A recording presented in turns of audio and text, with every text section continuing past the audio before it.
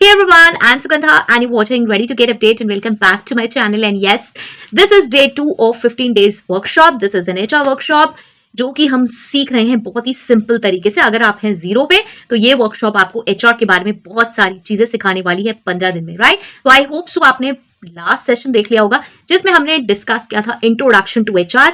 HR क्या है, HR professional कौन है, HR डिपार्टमेंट में क्या काम होता है और 10 की फंक्शंस। आई होप सो आपने चेक कर लिए होंगे, नहीं चेक किए तो प्लीज पिन्ड कमेंट से आप चेक कर लें।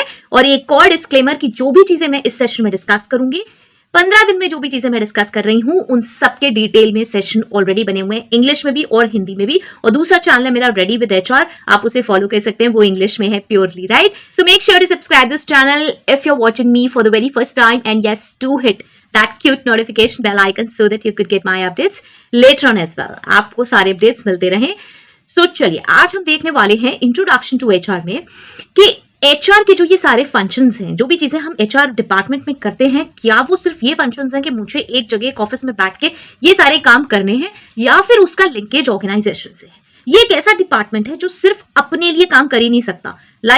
यस, पूरी कंपनी में सारे ही डिपार्टमेंट ऐसे होते हैं जो अलाइंड होते हैं। अलाइन का मतलब होता है पैरेलली चलते हैं, जो हमारे ऑर्गेनाइजेशन के गोल्स एंड ऑब्जेक्टिव्स हैं उसके अकॉर्डिंग ही हर डिपार्टमेंट में काम होता है। लेकिन ये जो हमारा ह्यूमन रिसोर्स डिपार्टमेंट है, इसमें सारे ही डिसीजंस ऐसे लिए जाते हैं जो ऑर्गेनाइजेशनल गोल्स एंड ऑब्जेक्टिव्स के साथ बैठे और उसके साथ जितनी भी ह्यूमन रिसोर्सेज, जितने भी पीपल हमने एम्प्लॉय किए हैं और उन्हें जो काम करना है उनके साथ भी पैरेलली अलाइन हो, उनके साथ भी फिट बैठे। अब ये क्या मतलब है, इसके बारे में हम क्या बात कर रहे हैं, इसको लेके चलते हैं और एग्जाम्पल से समझेंगे। तो सबसे पहले फर्स्ट पॉइंट आता है अंडरस्टैंडिंग ऑर्गेनाइजेशनल स्ट्रैटेजी। अब अगर हमारी ऑर्गेनाइजेशनल स्ट्रैटेजी है इनोवेशन और रैपिड ग्रोथ से रिलेटेड, मतलब कुछ ऑर्गेनाइजेशंस हैं जहां पे प्रोडक्ट्स बन चुके हैं या बन रहे हैं और एज इट इज हर मंथ हर ईयर काम चलता रहता है, कोई खास इनोवेशंस नहीं होते, कोई खास रैपिड ग्रोथ की हम बात नहीं करते। तो हमारी जो स्ट्रैटेजीज हैं वो ऐसी हैं जो हमेशा के लिए बन, वही हम रिक्रूटमेंट करते रहेंगे, वैसे ही टैलेंट एक्विजिशन करते रहेंगे, परफॉर्मेंस मैनेजमेंट, सारे फंक्शंस हम उसके जो हमारे एक बार स्टैंडर्डाइज्ड प्रोसेस बन गए उसके अकॉर्डिंग करते रहेंगे। लेकिन यहाँ पे हम बात कर रहे हैं कुछ इनोवेशन की, कुछ रैपिड ग्रोथ की। तो क्या वही सेम प्रोसेस, वही सेम रिक्रूटमेंट क्या काम करेगा? नहीं कर पाएगा। हमें यहाँ पे फोकस करना पड़ेगा ऐसे टैलेंट को हायर करने के लिए जो कि एडेप्टेबल हो।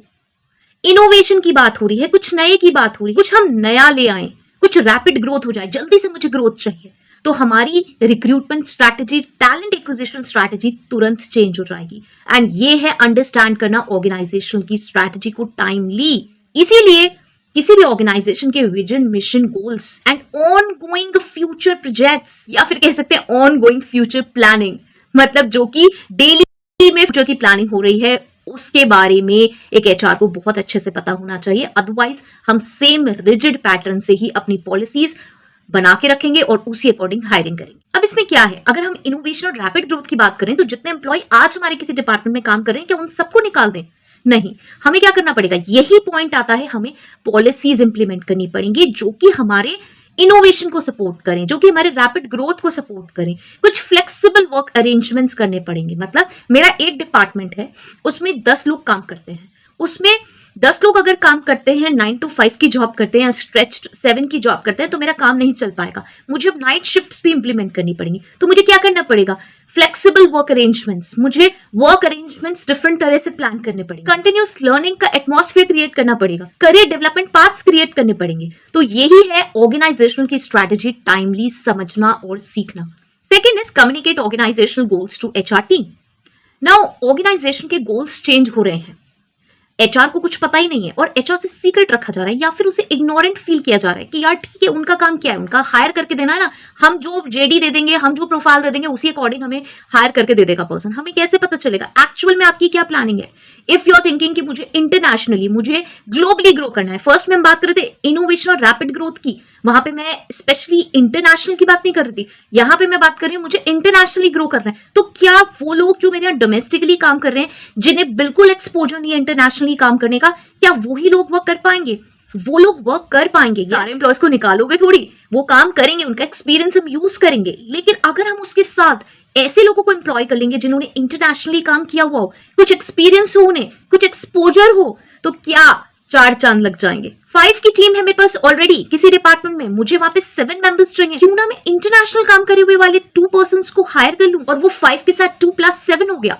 तो क्या होगा, तो उस डिपार्टमेंट में काम बहुत ही स्पीडली होगा इंटरनेशनली। क्यों? क्योंकि जो अपने काम करने वाले हैं उनके पास अपनी कंपनी का एक्सपीरियंस है, जो 5 पीपल थे उनके पास अपना एक्सपीरियंस है, एंड जो 2 बाहर से आए उनके पास इंटरनेशनल एक्सपीरियंस है। वो कंबाइन हो जाएंगे।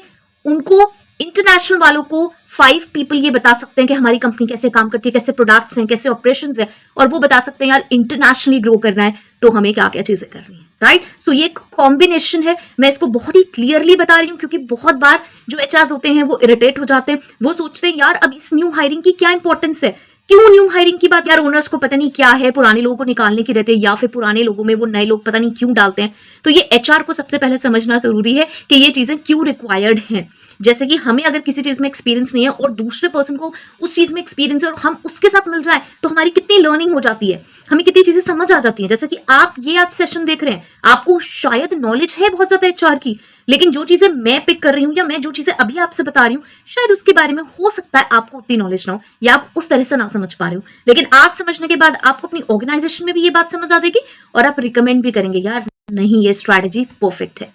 मैं इसी में एक चीज मैं ऐड करना चाहती हूँ कि देखिए इंटरनेशनली ग्रो करना है तो क्या होगा, वो जो 5 लोग हैं उनकी ट्रेनिंग भी स्टार्ट होगी, लैंग्वेज ट्रेनिंग हो सकती है, कल्चरल सेंसिटिव ट्रेनिंग हो सकती है। आपको पता हो अगर बाहर के बहुत सारे ऐसे लॉज हैं जहां आप कुछ कुछ क्वेश्चंस नहीं पूछ सकते, किसी के बैकग्राउंड के बारे में नहीं पूछ सकते, किसी के मैरिटल स्टेटस के बारे में नहीं पूछ सकते, बहुत जगह ऐसा है, राइट। तो वो कौन हमें बताएगा, वो हमें कहां से पता चलेगा। तो जब तक हम किसी को इनकॉर्पोरेट नहीं करेंगे उसी जैसे पर्सन को और अपने टीम मेंबर्स को ट्रेनिंग नहीं देंगे तो बात नहीं बनेगी। Third, align HR goals with business objectives, and this is my favorite. You might be thinking यार ये तो गोल्स से ही सब चीजें आप लिंक कर रहे हो, लेकिन हर चीज में डिफरेंस है। फर्स्ट में हमने डिस्कस किया innovation and rapid growth, second में हमने डिस्कस किया इंटरनेशनली ग्रो करना है तो क्या चीजें करनी होंगी, और यहाँ पे हम बात कर रहे हैं HR के जो गोल्स हैं उसको हम अलाइन कर रहे हैं बिजनेस ऑब्जेक्टिव्स के साथ। कैसे कर रहे हैं देखिए, अब अगर मेरे बिजनेस का, चलिए इसको स्टार्ट करते हैं यहाँ से कि मेरा एक प्रोडक्ट है और कुछ ऐसा हुआ कि मेरे प्रोडक्ट की ना मेरे प्रोडक्ट में कुछ बहुत ज्यादा प्रॉब्लम आ रही है। मैंने सब कुछ चेक कर लिया, प्रोडक्शन वगैरह में कुछ चेंजेस थे वो कर लिए, या नहीं चेंजेस होने थे तो भी मैंने चेक कर लिया, लेकिन कहीं ना कहीं कस्टमर का ना डिससैटिस्फैक्शन है। कस्टमर को कुछ ऐसा हो गया कि यार नहीं यार मुझे ना मेरी क्वेरीज का आंसर नहीं मिल रहा और ये हमारी बहुत सारी प्रॉब्लम्स है, इस प्रोडक्ट में कुछ प्रॉब्लम है, कोई बता नहीं रहा, कोई प्रॉपर्ली गाइड नहीं कर रहा। तो अब हमारा यहाँ पे क्या फोकस होगा, तुरंत ही मेरे बिजनेस का फोकस क्या होगा, मेरी ऑर्गेनाइजेशन का तुरंत फोकस क्या है, कस्टमर सेटिस्फैक्शन। मैं प्रोडक्ट चेक कर चुकी हूँ, कोई प्रॉब्लम नहीं है, प्रोडक्ट को गाइड करना है, मतलब उसकी वर्किंग में कुछ मुझे गाइड करना है, मुझे कुछ ट्रेनिंग देनी है, या फिर मुझे किसी तरह से कस्टमर को रिटेन करना है ये बता के कि भाई आपको ये प्रॉब्लम हो रही है, इससे आप इसे ऐसे सॉल्व कर सकते हैं, ठीक है। या फिर हमने जो प्रोडक्ट में चेंजेस करे हैं वो मुझे इंटीमेट करने, लेकिन क्या हो रहा है बहुत ही मास लेवल पे कस्टमर डिससैटिस्फैक्शन हो गया। तो मेरा अब क्या काम है, अभी मुझे एकदम क्या चाहिए, कस्टमर को सेटिस्फाई करना है। कस्टमर को सेटिस्फाई कौन कर पाएगा, मशीनें नहीं कर पाएंगी, प्रोडक्ट तो कर ही नहीं पा रहा है, कौन करेगा, मेरे एम्प्लॉइज, मेरे पीपल जो कि मेरे एचआर ने मुझे हायर करके दिए, ऑर्गेनाइजेशन को हायर करके दिए हैं नीड्स के अकॉर्डिंग, मेरा टैलेंट वर्कफोर्स। लेकिन उन्हें कौन बताएगा कि कस्टमर को कैसे सेटिस्फाई करना है। कस्टमर को सेटिस्फाई करने के लिए कौन सी स्किल्स चाहिए इस वक्त, customer service skills, conflict resolution, ये कहां से आएंगी, इसके लिए मुझे एम्प्लॉय को ट्रेनिंग देनी पड़ेगी कि भाई क्या प्रॉब्लम है, क्या FAQs हैं, फ्रीक्वेंटली आस्क्ड क्वेश्चंस कौन से आ रहे हैं मेरे पास ढेर लग चुके हैं इतने सारे क्वेश्चंस के, और एक ही कुछ टाइप के कुछ 5-10 टाइप के क्वेश्चंस आ रहे हैं, तो मैं क्या आंसर दूं, एम्प्लॉय क्या आंसर देगा, उसके लिए कौन गाइड करेगा, उसके लिए कौन ट्रेनिंग देगा। वो ट्रेनिंग मैनेजर चाहिए मुझे इस वक्त जो ट्रेन कर सके उन्हें। कस्टमर सेटिस्फैक्शन के लिए वो जो कस्टमर सर्विस स्किल्स मुझे चाहिए इस वक्त, वो कौन करेगा, वो खाली आपका कम्युनिकेशन स्किल्स नहीं कर पाएगा, चाहे कितनी अच्छी कम्युनिकेशन स्किल्स हो किसी के पास। कस्टमर तो आके मुझसे ये कह रहा है यार ये गलती बताओ, मुझे तुम्हारी इंग्लिश से मतलब नहीं है, तो क्या करोगे। तो वो जो उस वक्त मुझे चाहिए, मुझे वो टैलेंट वर्कफोर्स उस वक्त कौन सा हायर करना है, मुझे वो ट्रेनिंग इंप्लीमेंट करनी है एम्प्लॉयज के लिए। तो वहां पे ये समझना जरूरी है कि इस वक्त मेरे बिजनेस का ऑब्जेक्टिव क्या है। प्रोडक्ट बिक रहा है, एम्प्लॉय काम कर रहे हैं, सब कुछ हो रहा है, लेकिन मेरे साथ अभी प्रॉब्लम आ रही है कस्टमर की। कस्टमर कहाँ खड़ा है मेरे सामने, कस्टमर फोन लगा रहा है, वो सब जगह सोशल मीडिया पे टाइप कर रहा है यार ये प्रॉब्लम है, ये प्रॉब्लम है, there is no one to sort out. मैंने सोशल मीडिया प्लेटफॉर्म इतने सारे बना दिए, वहां पे क्या हो रहा है, वहां पे लिंक्डइन पे भी वो कह रहा है, वो इंस्टा पे भी कह रहा है, वो फेसबुक पे भी कह रहा है, मेरे जितने पेजेस हैं सब पे जा जाके कह रहा है इसके प्रोडक्ट को बॉयकॉट करो। क्या करूं मैं, मुझे कौन चाहिए? मुझे तो बहुत सारे लोग ऐसे चाहिए जो इस चीज़ों को मैनेज कर दें। सोशल मीडिया मैनेजर ही खाली नहीं कर पाएगा, उसको क्या पता मुझे प्रोडक्ट के बारे में क्या बोलना है, राइट? तो ये टाइम पे अंडरस्टैंड करना इंपॉर्टेंट है कि अभी मेरे बिजनेस ऑब्जेक्टिव्स क्या हैं और मुझे इस केस में अभी क्या करना चाहिए। तो इसमें 2-3 ऑप्शंस हैं जो हमने कई बार किए हैं। Yes, we need a training manager जो हमें इस कंडीशन में ट्रेन कर सके। अगर हम नहीं एकदम से किसी को कर पा रहे हैं तो हमें पहले प्रॉब्लम्स देखनी है, FAQs आप लिख लीजिए, उनके आंसर्स नोट कर लीजिए और उसके लिए आप अपनी जो कंपनी है, जो लोग हैं जो कि हैंडल कर रहे हैं क्वेरीज, उन्हें उसके अकॉर्डिंग ट्रेन कीजिए, राइट? एंड जितने भी सोशल मीडिया प्लेटफॉर्म्स हैं उसकी भी रिस्पॉन्सिबिलिटी किसी को दीजिए कि जो भी क्वेरीज आ रही हैं उसका आंसर जाए। आंसर भी ना जाए तो hi, thanks for contacting and we have kept your queries and we have seen your queries और इस तरीके से and we will get back to you, इस तरीके से कोई मैसेज कर दे, राइट? तो ये कुछ ऑप्शंस है, राइट, कि हम ऐसा कर सकते हैं, इंप्लीमेंट कर सकते हैं। Now fourth, talent acquisition and development. अब मेरी ऑर्गेनाइजेशन चाह रही है कि यार मुझे ना इस इंडस्ट्री में लीडर होना है, मुझे इस इंडस्ट्री में टॉप पे आना है। मैं ऑटोमोबाइल इंडस्ट्री में हूँ, मुझे इसमें टॉप पे आना है। मैं फाइनेंस इंडस्ट्री में हूँ, यार इस पे मुझे टॉप में आना है। अब मुझे क्या करना है? तुरंत ही मेरा रोल चेंज हो जाता है। नॉर्मल हायरिंग से छोड़ के मैं टैलेंट एक्विजिशन पे आ गई, जहां पे हम स्पेशलाइज लोग हायर करते थे। स्पेशलाइज जो कि वहां के स्पेशलाइज्ड हैं। ऐसे ही कोई भी हायरिंग नहीं कर रही हूँ मैं कि हाँ मैंने एक पोस्टिंग डाली और जी अब कोई भी आ जाओ, ग्रेजुएट, पोस्ट ग्रेजुएट, नहीं। यहाँ पे मैं किसकी बात कर रही हूँ? यहाँ पे मैं बात कर रही हूँ स्पेशलाइज, जिसकी एक्सपर्टीज है उसमें, मैं उसे हायर करूंगी। और करंट एम्प्लॉयज का क्या करेंगे? उसको हम भूल जाते हैं।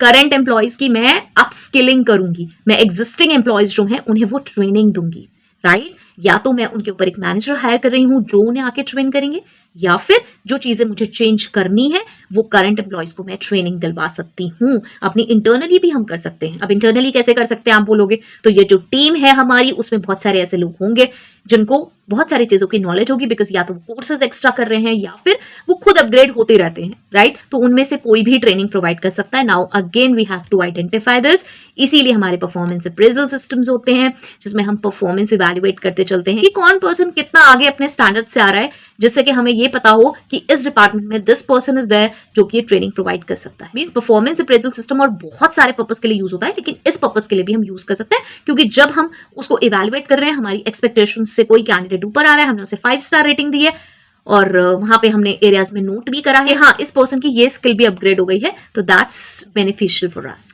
नाउ फिफ्थ आता है again performance management align with its objectives. Now अभी हमने फोर्थ में ही इसकी बात करी थी, इसको अब हम डिटेल में यहाँ डिस्कस करेंगे। अगर मुझे अपनी कंपनी की, अपनी ऑर्गेनाइजेशन की ऑपरेशनल एफिशिएंसी बढ़ानी है, यहाँ पे और मुझे ऑपरेशंस में कुछ और लाना है, तो मैं क्या करूंगी? यहाँ पे मैं क्या करूंगी? परफॉर्मेंस मेट्रिक्स जो है उसको जो मैं सेट करूंगी वहां मैं चेंजेस कर दूंगी। मैं परफॉर्मेंस मैनेजमेंट सिस्टम को अलाइन कर दूंगी। मींस आज तक मेरी इस टीम का या मेरे इस डिपार्टमेंट के जो परफॉर्मेंस मैट्रिक्स था, जिसको हम इवैल्यूएट करते में देखते थे कि हाँ ये मेरी परफॉर्मेंस है, ये मैंने सेट करी, ठीक है, उसको मैं बढ़ा दूंगी कि नहीं यार अब ये नहीं है। पहले हम इतना देखते थे कि आपको ये परफॉर्म करना है, अब आपको इतना परफॉर्म करना है, और इसके अकॉर्डिंग ये जो आप परफॉर्म करने वाले हो इसके अकॉर्डिंग आपको रिवार्ड्स एंड रिकॉग्निशंस भी और मिलने वाले, because obviously operational efficiency increase होगी तो ओवरऑल भी सब चीजें इंक्रीज होंगी, profits and all everything will increase.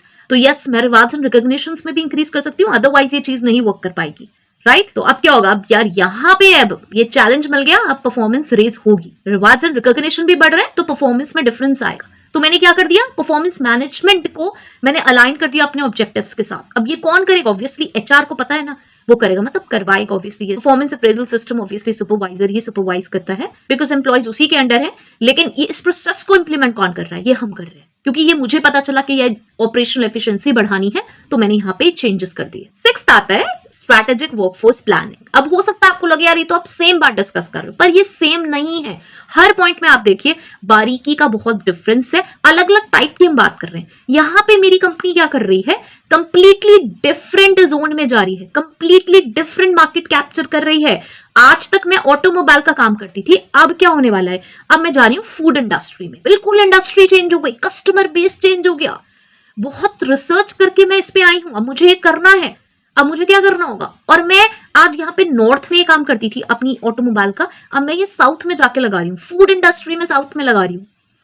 Means जो भी प्रोडक्ट हैं फूड से रिलेटेड वो मैं साउथ में लगा रही हूँ। अब यहाँ पे मुझे बहुत सारे चेंजेस करने हैं। स्ट्रैटेजिक वर्कफोर्स प्लानिंग का यहाँ पे काम आता है। स्ट्रैटेजिकली मुझे वर्कफोर्स प्लानिंग करनी पड़ेगी। पहले तो वहां के पूरा मुझे एक ऑर्गेनाइजेशनल चार्ट प्रॉपर बनाना पड़ेगा, वहां पे किस किस लेवल पे किस किस को रिक्रूट करना है। मुझे डेमोग्राफी ट्रेंड्स देखने पड़ेंगे, demographic trends, geographical trends. South में उस एरिया में जहां मैं करने वाली हूँ और उसके आसपास जिस एरिया को मुझे कवर करना है, वहां पे कैसे लोग हैं, उनकी क्या फूड हैबिट्स हैं, वहां पे किस तरीके की लैंग्वेज यूज होती है। लोकल लेबर मार्केट को समझना इंपॉर्टेंट है। खाली वहां पे लोगों की फूड हैबिट्स और इससे कुछ नहीं होगा। मैं कैसे हायर करूंगी लोगों को, लोकल में लेबर कैसे हायर होती है, कैसा मार्केट है, मुझे उसी तरीके से उनसे बात करनी पड़ेगी, वैसे ही नेगोशिएशन होगा। So I have to understand these things बहुत ही बारीकी से। आज तक मैं नॉर्थ में काम करती थी, यहाँ पे डिफरेंट ट्रेंड था, राइट? ऐसे ही मुझे talent acquisition strategy properly plan करनी पड़ेगी। Okay, next is measure and communicate HR's impact. Now ये क्या है, इसका मतलब क्या है? इसका मतलब है क्या मेजर कर रही हूं मैं, एचआर का इम्पैक्ट कैसे, कहां, एम्प्लॉय इंगेजमेंट के थ्रू। पता चला मुझे सब कुछ सही चल रहा है यार, मेरे तो कंपनी के प्रॉफिट्स अच्छे हैं, मैं सैलरी अच्छी दे रही हूँ, सब कुछ, लेकिन कहीं ना कहीं कुछ प्रॉब्लम है, एम्प्लॉय सेटिस्फाइड नहीं है, इंगेज्ड नहीं है। तो कैसे करें? यहाँ मुझे बहुत सारे इनिशिएटिव्स लेने पड़ेंगे, यहाँ पे मुझे फीडबैक लेने पड़ेंगे कि एक्चुअल में प्रॉब्लम क्या, अगर मुझे नहीं समझ में आ रही है सामने से कहां से प्रॉब्लम है। कोई टॉक्सिक वर्क कल्चर चल रहा है, कोई बहुत ही मतलब इसीलिए शायद प्रॉफिट्स, इसीलिए हम बहुत काम ले पा रहे हैं क्योंकि एक बहुत ही डोमिनेटिंग सा बॉस कहीं बैठा हुआ है, बहुत ही नेगेटिव एनवायरनमेंट है, वर्क लाइफ बैलेंस जीरो होती जा रही है। तो एम्प्लॉय एंगेजमेंट कैसे आएगा? कुछ समय बाद वो डिक्लाइन होने लगेगा। यस, कंपनी का आप अगर कभी भी ग्राफ देखें तो वो ऐसे ऐसे ऐसे जाता है एंड देन ऐसे ऐसे ऐसे करके स्टेबल होता है, लेकिन अगर वो ऐसे जाके एकदम ऐसे हो रहा है तो कहीं ना कहीं दिक्कत है, एट्रिशन होने लगा। अब हम सब कुछ मार्केट के अकॉर्डिंग दे रहे हैं, लेकिन क्या प्रॉब्लम है, क्यों लेफ्ट करने लगे एम्प्लॉयज सडनली? ओके, सो यहाँ पे मुझे एम्प्लॉय एंगेजमेंट इनिशिएटिव्स लेने पड़ेंगे, लेकिन सिर्फ वो फन फ्राइडे से काम नहीं चलेगा, जो कि अक्सर मुझे लोग टीज भी करके बोलते हैं कि अगर एचआर है तो वो सिर्फ फन फ्राइडे ही सोचता है। Employee engagement is not only about fun Friday, कि आपने एक फ्राइडे में फन करा दिया, वो भी उनका काम छीन छीन के, उनका टाइम छीन के, एंड दे आर लाइक अरे यार इसके बाद तो मुझे एक्स्ट्रा काम करना पड़ेगा सैटरडे संडे। मैं उसकी बात नहीं कर रही हूँ। Employee engagement is on daily basis. सिर्फ एक दिन कोई एक्टिविटीज करा देना और सोचना कि एम्प्लॉय बहुत एंगेज्ड है, no, employee is irritated because actual में जो वर्क लाइफ बैलेंस उसे मिलना चाहिए, जो टॉक्सिक वर्क कल्चर से उसे बाहर होना है, वो तो हो ही नहीं रहा। ओके, सो हमें उस चीज पे फोकस करना है। We need to analyse proper feedback, measure करके एंगेजमेंट लेवल्स रेगुलरली, और yes areas for improvement identify करके कि एक्चुअल में प्रॉब्लम कहाँ है।